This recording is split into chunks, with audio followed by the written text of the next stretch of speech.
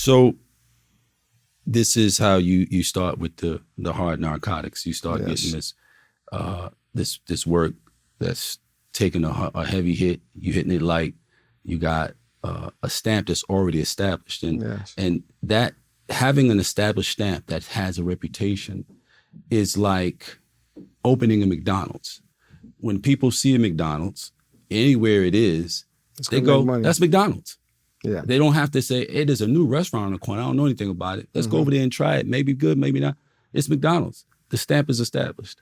So on top of having this great product, you have this stamp that's reputable. Yes. So it's not long before you making some decent money. Yeah. So what kind of money are you seeing on a daily basis at this particular point once your thing starts at the beginning? turning? No, like you said, depends on how often I want to go out.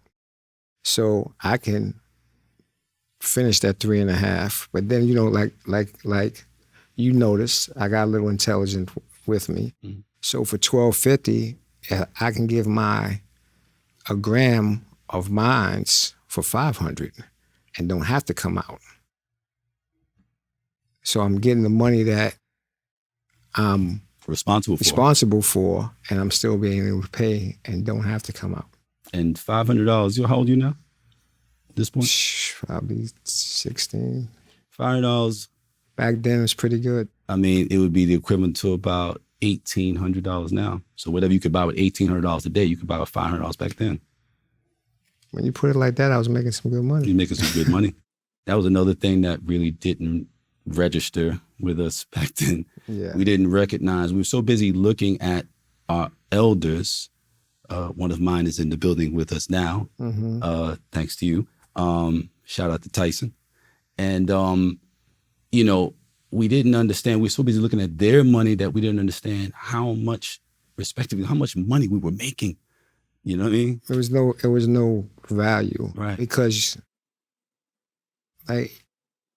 even after I did my bid or whatever, I never thought that this would end. Even when the money started coming in, $50,000 a week and all that other stuff, it's like this is never going to end, because we always had a logic of, like I said, we're on the block.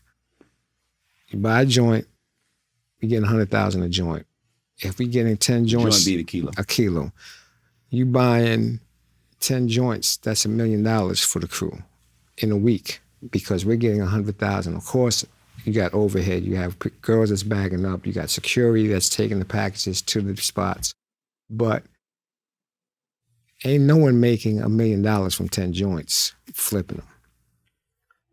But you're talking about cocaine now. I'm talking about cocaine. Yeah. That's after I come home. The heroin was the whole. We're gonna get to that, and that is something that also is interesting. The disparity between the profit potential in heroin and cocaine. It's not even comparable. It's like adult money and kid money. Yeah. For real. Oh, no. Listen, you make a ton of money with heroin. You have to understand, especially like you might have had people coming from out of town, they buying quarters back then because it's scramble. Like scramble meaning you take 3-to-1 or 2-to-1 with the quinine and bonita. Depending on how much, that's how the rush is going to come when they shoot it. So if I'm going 3-to-1, it's going to be a slower rush than if I went 2-to-1. The quinine is that's the rush, yes. Mm-hmm. So the bonita is innocuous. It doesn't have it just gives it weight. Yeah. So you got to figure like again, I'm putting on a 12. You got guys that was putting dope on a 50, but their package takes all week. But they're still making money. They ain't making the money. They're not flipping the money. We're making the same amount of money in the same amount of time. But he's making more money off of me than he's making off them, because it's taking you longer to sell yours and I'm flipping mine.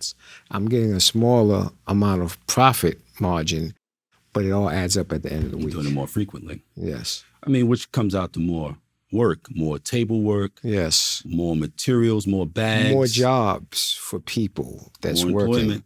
So as a street entrepreneur, everybody wants to work with me because my cash flow is better.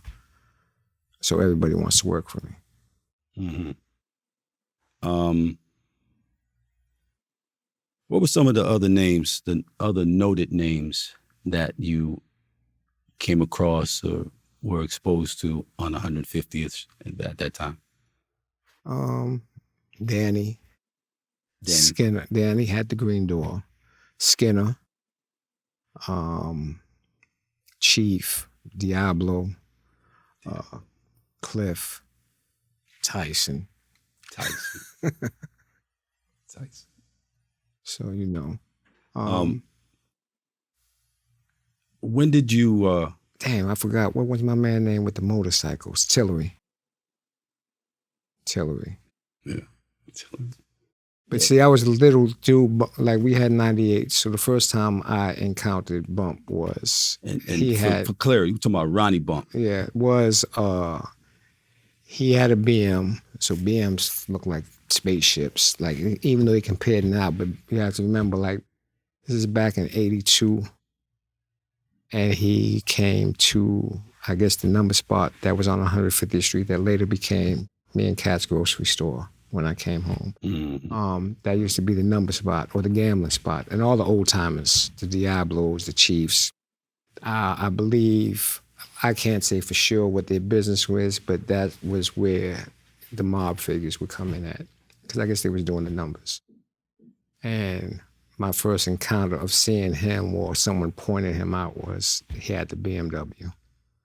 Then of course Ronnie it's Bump. like, I gotta get that. I gotta get There wasn't a lot there. of BMWs running around back then. No, not back then.